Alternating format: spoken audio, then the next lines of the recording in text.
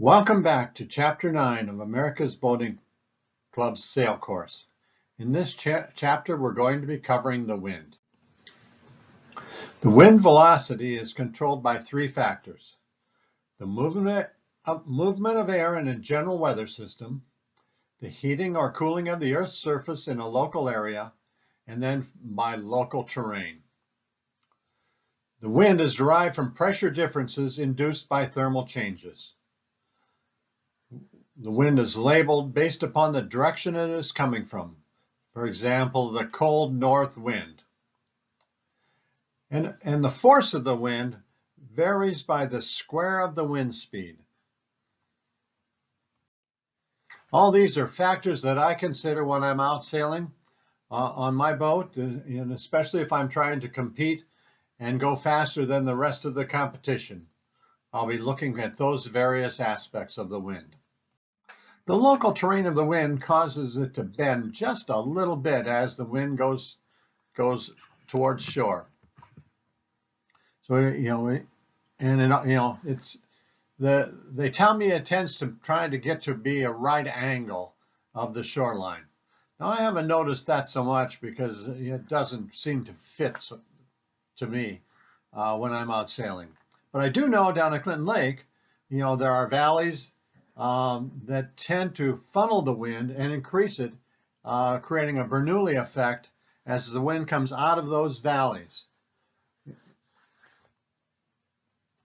In this slide illustrates another effect of the shoreline on the breeze. In this case here, the wind, there's a wind shadow approximately 5 times the height of the shoreline.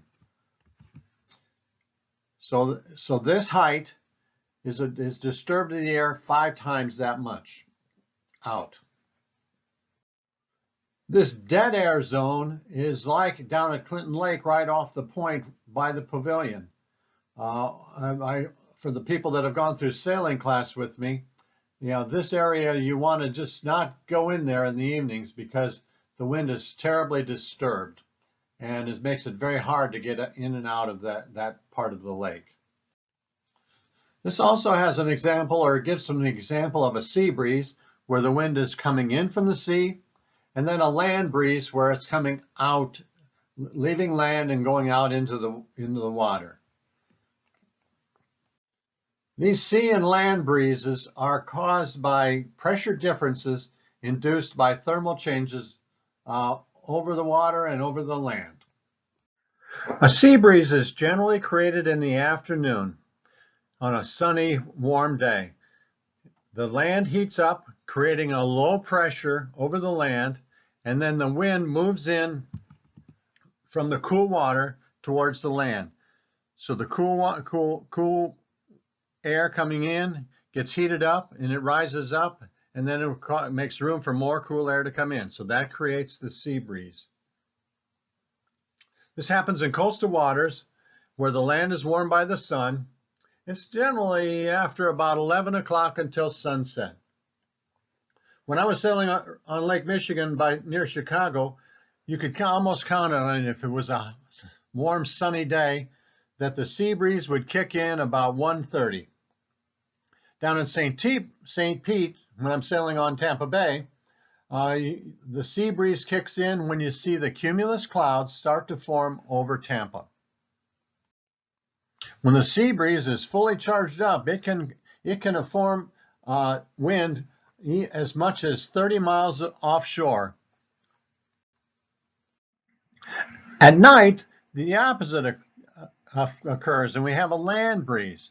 The water stays warmer than land and creates a low pressure area, and then the wind moves from the cooler land out to the warmer water.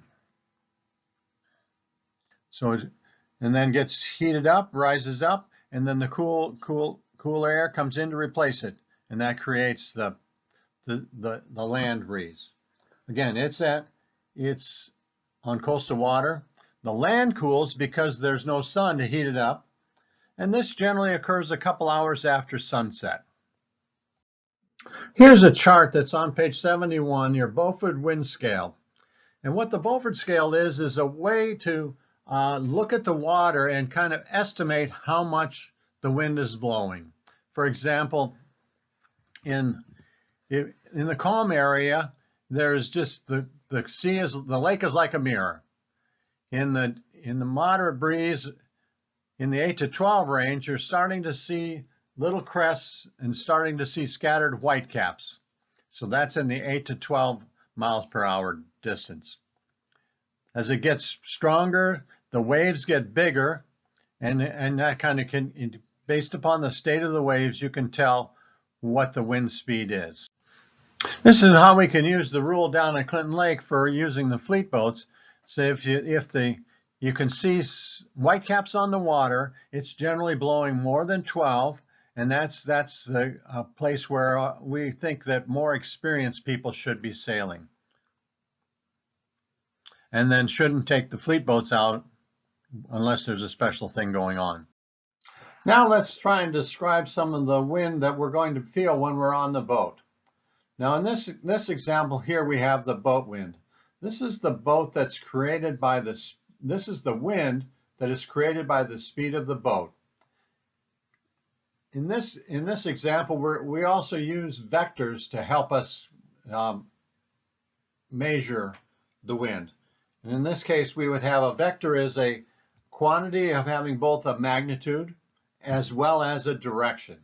So in this case here, this vector is 4 knots, 1, 2, 3, 4 knots from 90 degrees, which is, 90 degrees. Boat wind is the wind that's created on a calm day by the forward motion of the boat. So it would be if there's no wind blowing, calm, and then you start moving, that's the boat wind that we're talking about here. Let's talk a little bit about apparent wind. And it's really important for us when we're out sailing, because the apparent wind is what we actually trim our sails to. So the wind acting on the sails is a combination of the boat wind and the true wind. So the boat wind is the wind that's caused by the forward motion of the boat, and the true wind is that which is blowing based upon if you were standing on shore somewhere. Apparent wind is the vector sum of the true wind and the boat wind. Let's try and visualize how the apparent wind works. Let's say we've got a north wind blowing at 10 miles an hour, and now we're going to drive our car at 10 miles an hour towards the north. So as you're doing that, the car is now moving 10 miles an hour. You stick your arm out the window. The wind pressure that you would feel on your arm would feel like an apparent 20 miles an hour, because we've got 10 miles an hour coming from the true wind in the north, and we've got a 10 miles an hour coming from the motion of the car. As the car speeds up to 20 miles an hour, when we stick our hand out the window, now the apparent wind would be 30 miles an hour. You can also feel the effect of apparent wind when you're on a walk. Like this afternoon, I was on our walk and the wind was blowing out of the north a little bit. And so as we walk towards the south, the apparent wind, our motion of 3 miles an hour, and the wind out of the north, whatever it's coming at, it felt much less than when we walked towards the north, because the wind speed of 10 plus our walking speed of 3 made the apparent wind feel actually stronger and much colder. Vectors are composed of two factors. We've got a direction and a magnitude. In this case here, we can see that our boat wind, caused by the speed of the boat, is 3, coming from 90 degrees. So the boat would be steering to the east at 3 knots. The true wind, coming from the south, 180 degrees, would be coming at 4 knots. 1, 2, 3, 4. And so that's our vector stuff. We can calculate the apparent wind based upon knowing the true wind and the boat wind vectors. So what we will do is, we've got the true wind, we'll take and extend a parallel line at the end of the boat wind, vector, and we'll also create another parallel line that's parallel to the boat wind. And then draw a diagonal back towards the boat, and that diagonal is our apparent wind. So it's apparent wind of 5 knots, 1, 2, 3, 4, 5, and it has a heading of 143 degrees. Now, as you remember, our vectors have two components, magnitude and direction. So the direction we're using is from the compass. North is 0 degrees, east is 90, south is 180, and west is 270. In the example over here, our boat is going to the northeast at 0.45 degrees. The true wind is blowing from the southeast at 135 degrees. So we can calculate our apparent wind by adding two parallel lines to the boat wind and the true wind, and then add our diagonal line, the apparent wind, which would then get us 100 degrees. When I was in college, I never thought I would ever have to deal with vector math again. And I imagine if I knew I had to do vector math on a sailboat, I probably wouldn't be sailing at this point either, because that's just too much complexity for me to be able to do to really have much fun. But the cool part is that the apparent wind is calculated with a simple device called the masthead fly. And what it is a little arrow at the top of the mast that points at the apparent wind, and it's always pointing that way. Let's look at some of the factors of apparent wind as we can, as we look at it. So the apparent wind is always between the boat wind and the true wind. The apparent wind can be greater or less than the true wind, depending upon which direction it's going. The apparent wind direction changes if either the true wind or the boat wind speed changes. So the greater the boat speed has, as the boat speed increases, the apparent wind goes farther forward. So a puff causing the apparent wind to increase also shifts the apparent wind back and allows the skipper to head up a little bit. A lull, when the true wind dies down, will cause the apparent wind to shift forward, requiring us to bear away. Let's look at some examples of that to help us figure that out. This is an example of a boat going close haul. We've got our true wind coming from the south. We've got our boat speed going at 3 knots. And then we put our parallel lines in here and draw our diagonal vector. This is the apparent wind that's coming at 195 degrees at 8.4 knots. This is an example of the vector math when the wind is coming across the beam. So our true wind is coming straight out of the boat. We've got our boat going at 3 knots towards the west. And then our diagonal line here is our apparent wind, which is 6.7 knots at 207 degrees. In this instance, we're now steering the boat up just a little bit from a beam into a broad reach. We've got our boat still traveling at 3 knots. We're now heading off into 315 degrees towards the northwest. Our true wind is still blowing from the south at 6 knots. And so now we develop our parallel lines and draw our diagonal. This diagonal is our apparent wind. So the apparent wind is at 209 degrees at 4.4 knots. Now let's look at the impact when we're starting to go downwind even tighter. And so now we're almost running. And in this case here, we've got our true wind still coming out of the south at 6. Our boat wind is coming, our boat speed is coming out of the north at 351 degrees. And so then we draw our parallel lines. And now our apparent wind is this diagonal. And the apparent wind is 3 knots. So what essentially is happening is, because of the boat is going with the wind, it sort of subtracts it out. And I know sometimes when you're out sailing on the water, going downwind, it feels like the wind has just died. But that's not really, the wind is probably still just as strong. It's just that your boat motion, your boat wind, is causing the true wind to feel much less.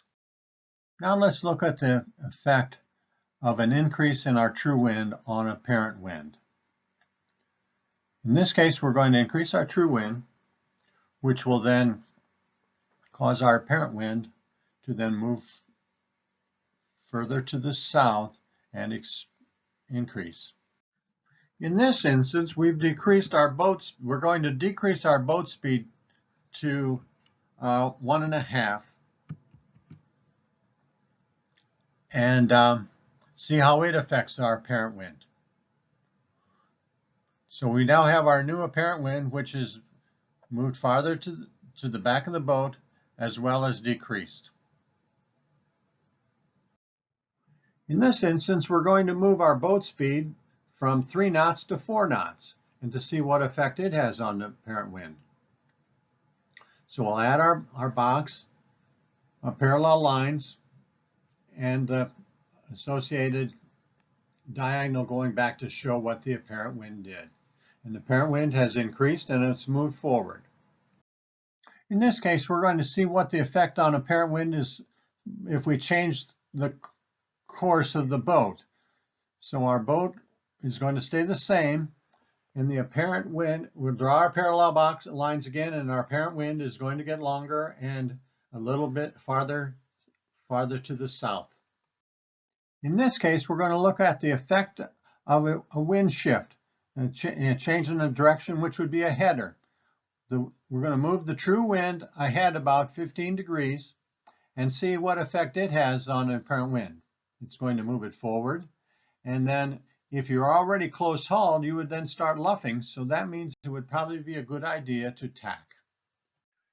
Sailboats are designed to minimize the resistance to forward motion and maximize the resistance to leeway, which is the sideways slipping caused by the wind. Designers have to compromise hull design between leeway, friction resistance, speed, and comfort. We can use vectors in this analysis also to measure the force of the wind as we go. The wind force F is perpendicular to the boom. The lateral force is perpendicular to the center line of the boat, causing leeway, and the resulting vector D is the driving force parallel to the center line of the boat, creating forward motion. Another way of putting this is the forward motion of the boat results from the wind force acting on the sails to propel the boat to overcome the resisting force of the hull friction and the waves. On this slide, let's talk a little bit about leeway. That's the sideways slipping of the boat caused by the wind blowing on it. Technically, leeway results from an interaction of the aerodynamic forces caused by the wind and the hydrodynamic forces of the underwater shape of the hull. In this slide, we can see that the boat is, the effects of leeway on a boat that's being sailed. So for our boat, we would be heading in this direction, but because of the wind blowing us sideways, our actual course sailed would be along this line. Leeway angle can be seen when we're underway by dragging a line off the stern. And you can see the effect that the centerboard can have on leeway angle by raising and lowering it. And that would cause the leeway angle of that, the line being driven or just the boat itself to be moved one way or the other. The hull shape also gives us has an impact on the leeway of the boat. And so the water moving past the underwater side of the hull creates a bit of a lift causing the boat to be able to point higher into the wind. So that hydrodynamic lift is like the aerodynamic lift of the sail. So when a boat is moving, the foils under the water actually give it a little bit of a upwind lift as we go. This is why on my Capri or Scott, you really have to get the boat moving before you can really get to your maximum pointing capabilities. Getting the boat moving happens much quicker on a thistle. That thereby enables it to start pointing much faster. Here we are looking at different sail trim angles for boats on the same heading. What we're really trying to do here is compare the length of D to the various sail trim conditions. To maximize our force, we really have to get our sails trimmed properly to provide that maximum force. In this case here, we look at F force. It's the largest in this middle picture to show the proper trim angle. In this case here, the sail is under trimmed. This angle here is under, and so our sail is luffing, and so our force is not as strong. In the example over here, the sail is over trimmed, and so the angle of attack is too large, resulting in a reduced force and a stalled sail. What we have here is essentially a mathematical proof that a well-trimmed sail provides the most power and is the fastest. Now, I don't expect everybody to have their little vector diagrams out on the deck of their boat so they can figure out what the proper angle should be. The way we tell that is we have yarns attached to the sail showing the wind flowing across the sail without stalling or luffing, and that gets us to our optimal sail trim. Our last slide showed the effect of boat speed, which is essentially D, based upon holding the course the same but changing the trim of our sails. In this one, we're going to hold the trim of our sails consistent to the wind, but change our course, our direction that the boat is heading. In this example, our force generated by the sails, F, is the same in all three examples. And you can see as we change our heading that L, the leeward direction, changes in each different situation. So here L is very short when we're heading in this direction. L is a little longer as we head up, and our leeward force is even longer as we go close haul. If we look at our drive, that's what we're really trying to achieve, is our maximize our drive or speed or power going forward. When we're close hauled, a lot of the energy of the wind is pushed into the leeward force and not as much going forward. As we turn the boat to the side and reach closer, L becomes less of a factor and more of that force is shifted into the forward motion. Our beam reach, we've got a little bit of L and a lot more drive, and that's why this beam reach is our fastest point of sail. Another common mistake when we're going off the wind to try and achieve our maximum speed is we may often be over trimmed and not really see the difference because it's very subtle. One of the maxims that we kind of go by is if you're going off speed or at any time, if your sail is driving full, when in doubt, let it out, and that will increase our power and our speed. Let's go over our vocabulary for this chapter. The first one is apparent wind. An apparent wind is the direction that we feel when we're on a moving boat. A wake is the turbulence created by that's left behind a boat as we're moving. Attached flow is the movement of particles along a surface so that it stays smooth and does not create a disturbance as it's going by. Back is the change in direction of the wind in a counterclockwise direction in the northern hemisphere. It's the opposite of veer. A veer is when the wind changes in a clockwise direction. Boat wind is the wind produced by the movement of the boat moving through the water. To fall off is we're going to change course relative to the direction of the wind, and we're going to steer away from the wind a little bit. A header is a wind shift that affects a boat sailing close hauled, forcing us to change our course to avoid luffing. This is often a good time to tack. A puff is a short gust of wind. A speed gradient is just a difference in speed between two adjacent winds. The vector is what we've been working with mostly in this chapter. It's a component that's made up of both magnitude, and direction, which we often represent by an arrow.